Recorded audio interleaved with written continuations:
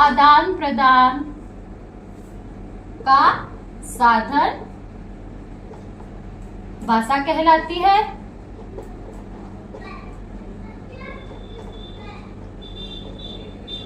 विचारों या भावों के आदान प्रदान का साधन भाषा कहलाती है। मातृभाषा, अब वो भाषा जो हमें मातृ अर्थात माँ या परिवार से मिली है वो भाषा मातृभाषा कहलाती है। भाषा जो हमें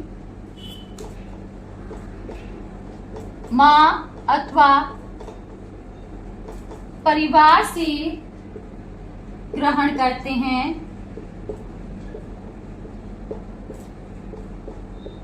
मातृभाषा कहलाती है।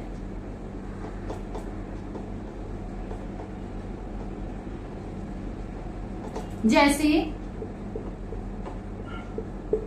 बांग्ला परिवार में रहने वाले बच्चा, बांग्ला परिवार का अगर कोई बच्चा पैदा होता है बांग्ला परिवार से, तो वो अपनी माँ से कौन सी भाषा सीखेगा? पहले मातृभाषा बांग्ला उसकी मातृभाषा होगी।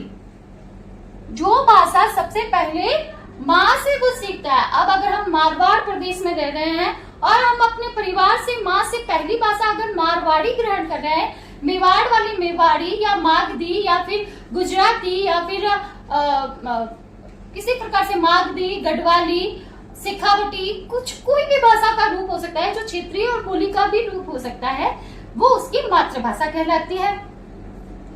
और राष्ट्रभाषा, आप राष्ट्रभाषा की बात करने से पहले राजभाषा की ओर आइए। राजभाषा किसे कहते हैं?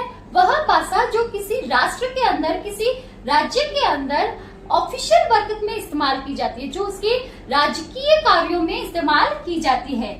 और 14 सितंबर 1949 को 1949 को 14 सितंबर 1949 को हिंदी को हमारे संविधान में राजभाषा घोषित किया गया। एक हिंदी को और एक अंग्रेजी को। अंग्रेजी को भी स्वीकार किया गया था पहले सिर्फ मात्र 10 वर्षों के लिए, धीरे धीरे वो बढ़ते गए और आज तक वो हमारी ऑफिशियल भाषा है। आप सभी देखते हैं कि अखबार में कोई राजकीय नोटिस आता है या कोई भी नोटिस आता है, वो इंग्लिश में भी होता है और हिंदी में भी होता है।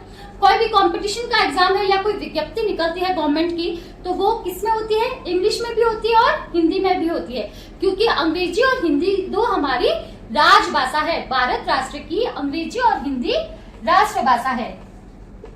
तो ऑफिशियल वर्क में, राजकीय कार्यों में प्रयोग ली जाने वाली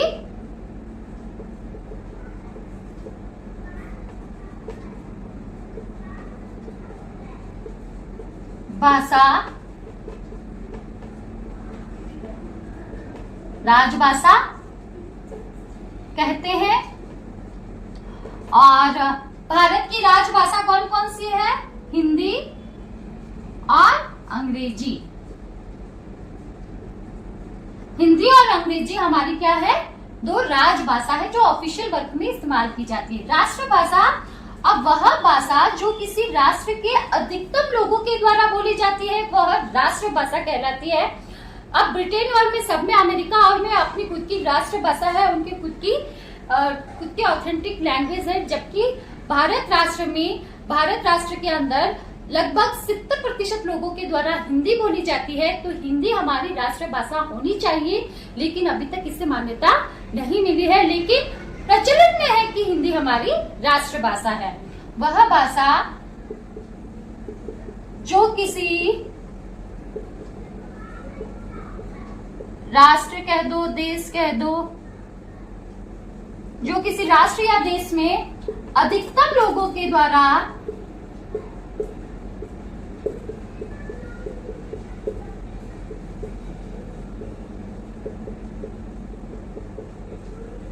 बोली जाए वो कहलाती है राष्ट्रभाषा।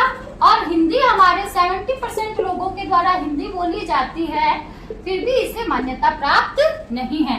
तो भाषा किसे कहते हैं? विचारों के आदान प्रदान का जो माध्यम है, भावों या विचारों के आदान प्रदान का माध्यम भाषा कहलाता है। मातृभाषा क्या है? वह भाषा जो हमें अपनी माँ और परिवार के द्वारा मिलती है। गुजराती परिवार में रहने वाले बच्चे को अगर अपनी माँ से पहली भाषा गुजराती मिल रही है तो गुजराती उसकी मातृभाषा हुई। बांग्ला परिवार में रहने वाले बच्चे को अगर अपने परिवार से पहली भाषा बांग्ला मिल रही है, माँ से पहली भाषा बांग्ला मिल रही है, तो उसकी बांग्ला मदर टंग कहलाएगी। राष्ट्रभाषा किसी भी राष्ट्र के अधिकतम लोगों के द्वारा बोली जाने वाली भाषा राष्ट्रभाषा कहलाती है। और भारत देश में सबसे ज्यादा बोली जाने वाली भाषा हिंदी है और हिंदी हमारी राष्ट्रभाषा होनी चाहिए। राजभाषा किसी भी राष्ट्र के, किसी भी राज्य के, किसी भी देश के राजकीय कार्यों में ऑफिशियल वर्क में जो भाषा इस्तेमाल की जाती है वो राजकीय भाषा कहलाती है। और हिंदी और अंग्रेजी ये दो भाषाएं भारत के राजकीय कार्यों में इस्तेमाल की जाती है। तो भारत राष्ट्र के अंदर हिंदी और अंग्रेजी दो इसकी राजभाषा है। तो ये जो कंटेंट है इसमें भी कई प्रकार के क्वेश्चन कभी कभी पूछ लिए जाते हैं। तो आपको अगर ये कितना हेल्पफुल रहा आप कमेंट बॉक्स में जरूर दीजिए। और आपकी कोई क्वेरी है, आपको ऐसा टॉपिक लगता है कि आपको उसमें डिफिकल्टी आ रही है, आपको उसको लर्निंग डिफिकल्टी फेस कर रहे हो, तो आप उसको कमेंट बॉक्स में जरूर कमेंट कीजिए और उस पर सबसे पहले क्लास करने की कोशिश की जाएगी। अब तक हमने देखा वर्णमाला, वर्ण परिचय और वर्णों के अंदर हमने सभी प्रकार के वर्ण देखे, संयुक्त व्यंजन, ऊष्म व्यंजन, स्वर व्यंजन, और उसके बाद में हमने अनुनासिक और अनुस्वार, संयुक्त व्यंजन, संयुक्त अक्षर, द्वित्व व्यंजन, आगत ध्वनियां, इन सबको हमने डीपली देखा। और यहाँ पर हमने भाषा, मातृभाषा, राजभाषा, राष्ट्रभाषा में अंतर देखा। और इस प्रकार जो आगामी जो कक्षा होगी वो शब्द परिचय को लेकर शुरू होगी।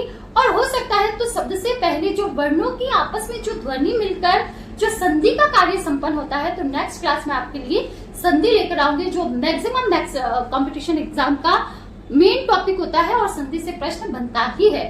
तो वो टॉपिक यहाँ पर लेकर चलेंगे। धन्यवाद।